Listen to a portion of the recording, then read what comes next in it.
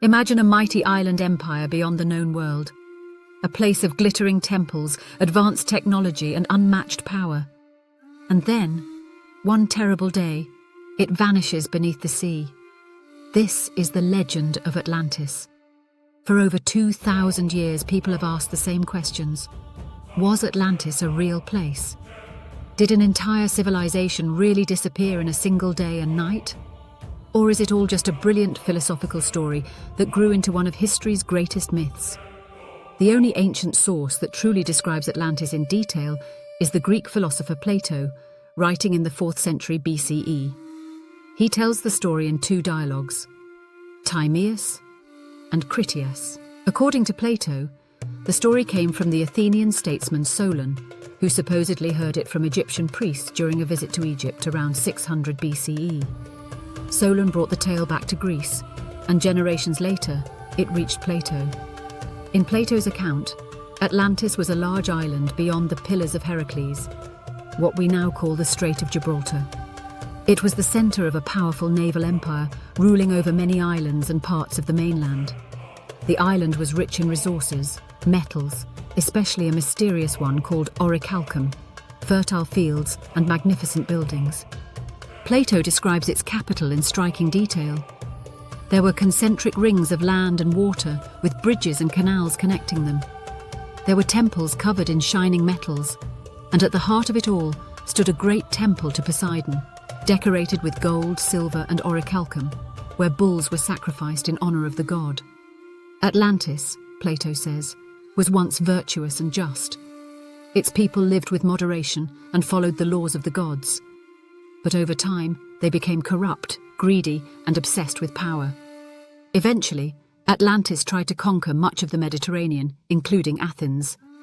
In Plato's story, the Athenians bravely resisted and defeated the Atlantean invasion, proving their courage and virtue. And then comes the dramatic ending. In a single day and night of misfortune, the island of Atlantis was struck by earthquakes and floods and sank into the sea. The area, Plato says, became dangerous and impassable, clogged with mud and shoals. For Plato, this story wasn't just a disaster tale. It was a moral lesson about what happens when a powerful society abandons virtue for greed and ambition. So did Plato mean Atlantis to be a literal historical account, or a fictional story to make a philosophical point? Scholars have debated this for centuries. On one hand, Plato gives precise timeframes. Atlantis supposedly existed about 9,000 years before Solon. He gives specific locations, beyond the Pillars of Heracles.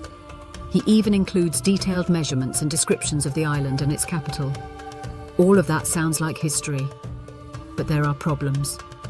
If we take Plato's numbers literally, Atlantis would have fallen around 9,600 BCE, long before we have evidence of complex cities or empires like the one he describes. Also, Plato is well known for using fictional dialogues and stories to explore philosophical ideas. In other works, like The Republic, he invents imaginary cities to discuss justice and ideal government. Many historians think he did something similar with Atlantis.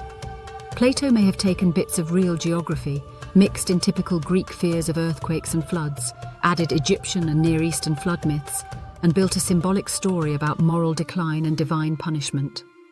In this view, Atlantis is not a lost continent, but a kind of mirror held up to Plato's readers, a warning about what can happen when a wealthy, powerful society loses its moral compass.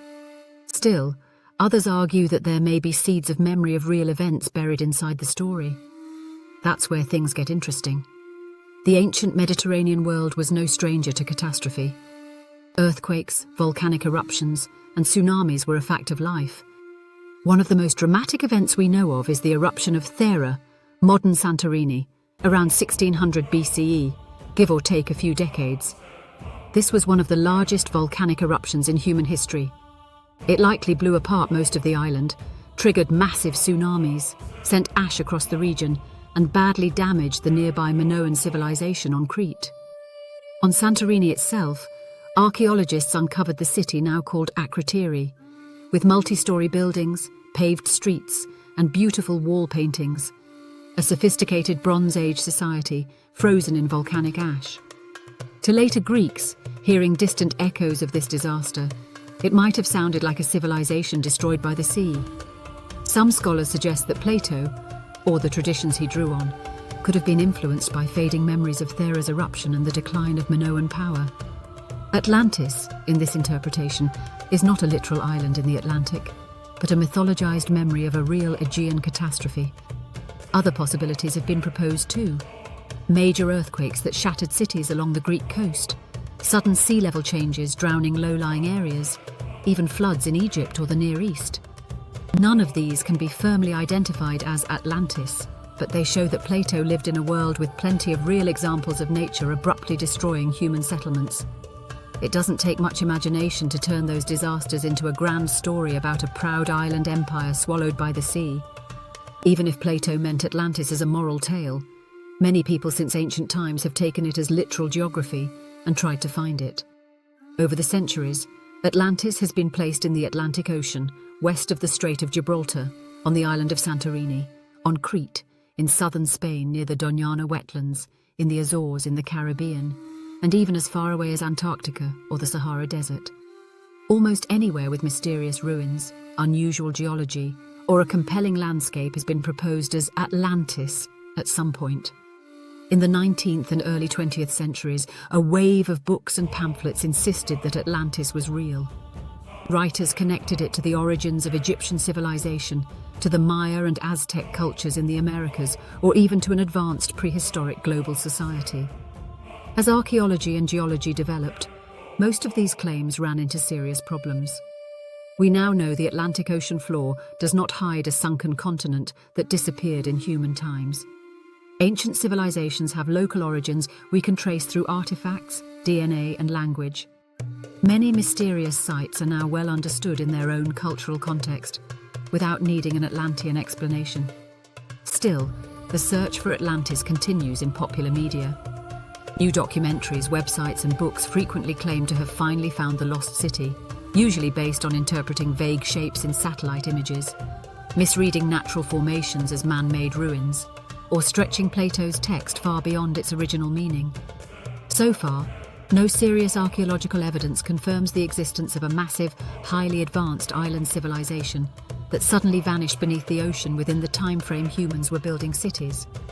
The legend of Atlantis is powerful, but it has also been misused. In the late 19th and early 20th centuries, some writers linked Atlantis to ideas about superior races and advanced Aryan civilizations. These theories were not scientific. They were part of racist ideologies that tried to explain away the achievements of non-European cultures by giving credit to a vanished white super-civilization. Later, some New Age and fringe writers claimed that Atlanteans had crystal technology, psychic powers, or spacecraft, pushing the story far beyond anything in Plato. At the same time, Atlantis became a favorite setting in fiction. Novels, comic books, video games, and movies, from animated adventures to superhero films. In these stories, Atlantis is often shown as a hidden underwater kingdom, a place of exotic technology and magic, or a symbol of lost wisdom and environmental warnings. These modern Atlantean tales are fun and imaginative, but they have very little to do with the original story Plato told in ancient Greece. If Atlantis is so uncertain, if it's probably myth or, at best, a myth built on distant memories, why does it still fascinate us?